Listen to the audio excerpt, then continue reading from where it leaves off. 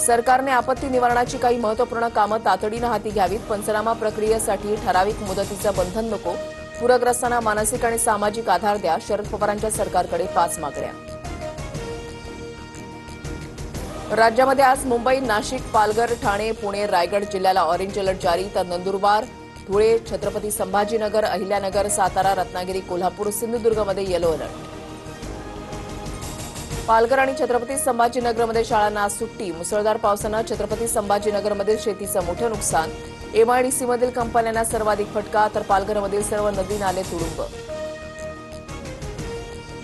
अहिल्यानगर जिल्ह्यामध्ये अतिवृष्टीमुळे दोघांचा बळी. सीना नदीला आलेल्या पुराचं पाणी घरांमध्ये शिरल्यानं जनजीवन विस्कळीत. बाजारपेठा पाण्याखाली, तर शेवगावच्या देवटाकळी शिवारात पुरात अडकलेल्यांचं हेलिकॉप्टरनं रेस्क्यू.